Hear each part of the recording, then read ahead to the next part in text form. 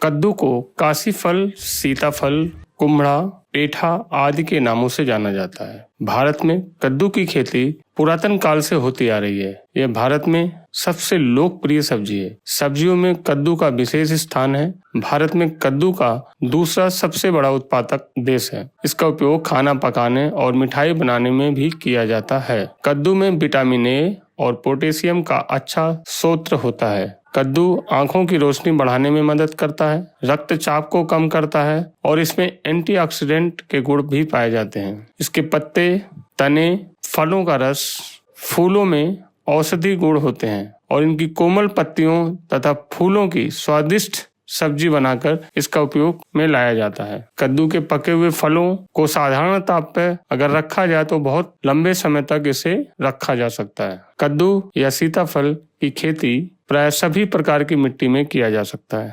अच्छी पैदावार लेने के लिए दोमट या बलुई मिट्टी भूमि में बड़े आसानी से किया जा सकता है। उचित जल निकास वाली भूमि सर्वोत्तम मानी जाती है। अधिक अम्लीय तथा क्षारीय भूमि में इसकी खेती के लिए नुकसानदायक साबित हो सकती है। यह फसल 6 से 7 pH मान वाली भूमि में अच्छी उपज देती है। पथरीली या ऐसी भूमि जहां पानी लगता हो, जल निकास का अच्छा प्रबंध ना हो, इसकी खेती के लिए ये अच्छा नहीं होता है। नदी के किनारे इसकी खेती की जा सकती है। गर्मी की अपेक्षा बरसात के दिनों में अच्छी फसल होती है। कद्दू की खेत की तैयारी के लिए 2 से 3 जुताई देसी हल या कल्टीवेटर से करते हैं। प्रत्येक जुताई के बाद पाटा लगाकर मिट्टी को बराबर और भुरभुरी तथा समतल कर लेना चाहिए, जिससे खेत की सिंचाई करते समय पानी कम या ज्यादा न लगे। खेत तैयार करते समय 20 से 25 टन हेक्टेयर सड़ी गली गोबर की खाद या कंपोस्ट अवश्य मिट्टी में मिलाएं। कद्दू की खेती की उन्नत किस्में।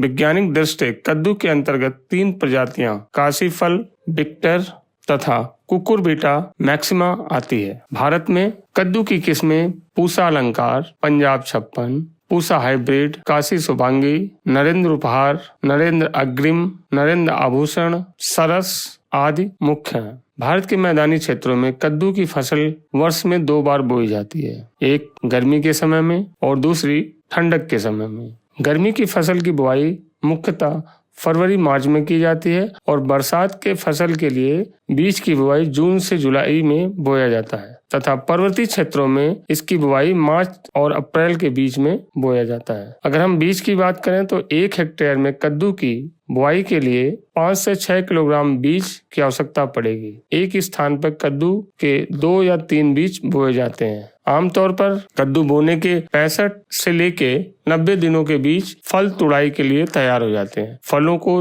तेज धार वाले चाकू से काटना चाहिए ताकि पौधों में क्षति न पहुंचे। बाजार की मांग के अनुसार अगर हरे कच्चे की आवश्यकता है तो आप उसे कच्चे कद्दू काट करके अपने बाजार में बेच सकते हैं। अगर आपको लंबे समय तक रखना है तो काशी फल को पकने दीजिए, पकने बाद तोड़ करके इसको रख लीजिए और आप सालों भर इसको बेचते रहिए। कद्दू खाने में स्वादिष्ट होने के साथ साथ पोषक तत्वों से भरपूर होता है। कद्दू खाने में स्वादिष्ट होने के साथ साथ पोषक तत्वों से भरपूर होता है। इसमें vitamin A, vitamin B, vitamin D, vitamin E, iron, copper और बीटा कैरोटीन और फास्फोरस जैसे तत्व प्रचुर मात्रा में पाए जाते हैं। खास तौर पर गर्मियों में इसका सेवन करने से काफी फायदेमंद माना जाता है। इसकी तासीर ठंडी होती है, इसलिए यह गर्मियों में शरीर को ठंडा रखने का काम करता है। इसमें मौजूद एंटीऑक्सीडेंट शरीर को फ्री रेडिकल से निपटने में मदद करते हैं। कद्दू खाने से शरीर की इम्यूनिटी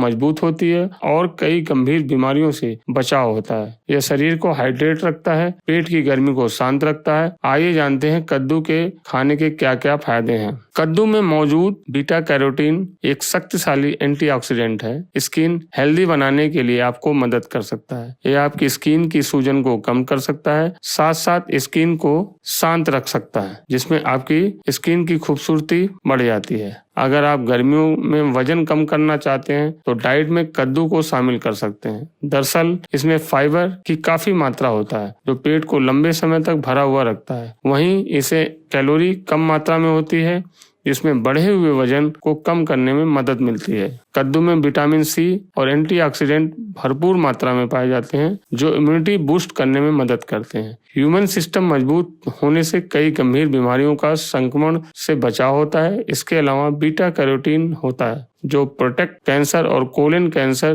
के जोखिम को कम करने में मददगार साबित होता है।